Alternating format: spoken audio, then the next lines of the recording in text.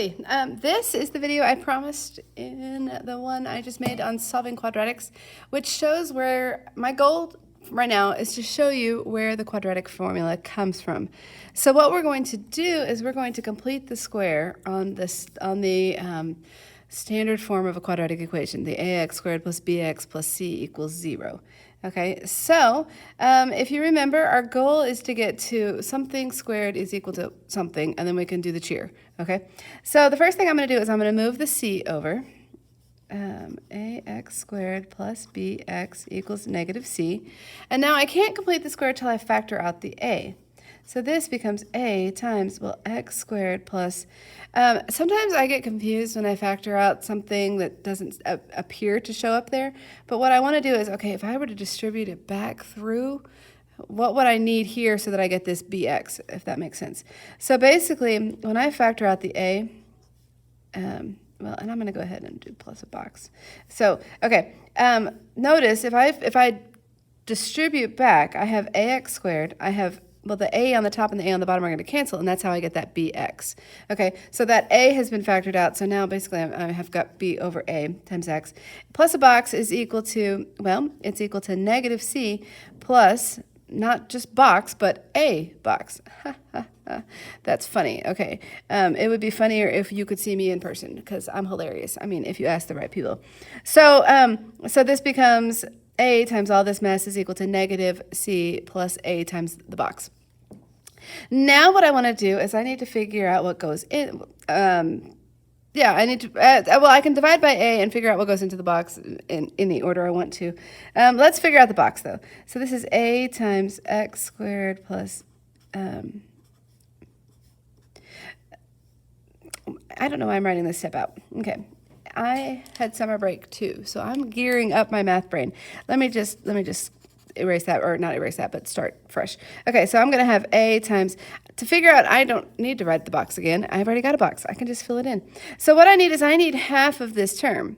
Well, so if you notice, if I have b over a and I want half of that, I can multiply that by 1/2, or dividing by 2, same thing as multiplying by 1/2, so this is b over 2a. Okay, so this becomes x plus b over 2a squared.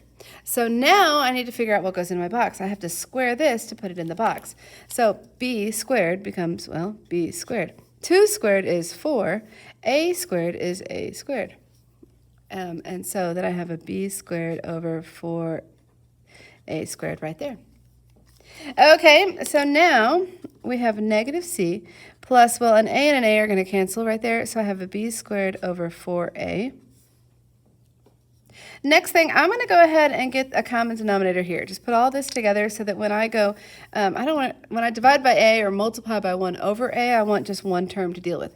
So this is a times x plus b over 2a squared is equal to, well, this needs that same denominator. So this would need a negative 4ac. I'm going to put my terms kind of in order, plus b squared, and everybody is now over 4a. Okay, now at this point, I almost have it where I can do the cheer, but I got to get rid of this. So what I'm going to do is I'm going to come along and say, okay, well, let's multiply that by 1 over a. We'll multiply this by 1 over a. Whatever I do to one side, got to do to the other. I have x plus b over 2a squared is equal to, you know what, I'm going to rewrite this and say b squared minus 4ac. I just switched the order. Maybe you can see why I'm doing that. And then this becomes 4a squared. So now we say square root, plus minus.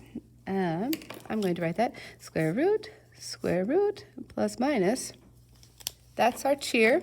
And I have x plus b over 2a is equal to, well, the square root of b squared minus 4ac all over, well, what is the square? Well, I'll do it in 2 steps. The square root of 4a squared. Well, this. Notice I could put the plus or minus here, or I could put the plus or minus there.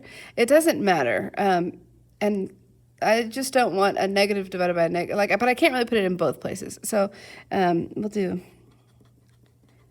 the square root of 4 is 2. The square root of a squared is a. And so now what I can do is I can subtract this away. x equals equal to negative b over 2a, plus or minus the square root of b squared minus 4ac all over 2a. Notice this, ladies and gentlemen, x equals negative b plus or minus the square root of b squared minus 4ac all over 2a. That is the quadratic formula. So that is the process of going from any standard quadratic equation, getting the quadratic formula. And so now you can use that in your problems. So I wanted to make sure, especially in IB, you need to know the theory of where this comes from. But by the time you get to PreCal, this is pretty snazzy. Good luck. Go practice. Do more problems. Good luck to you.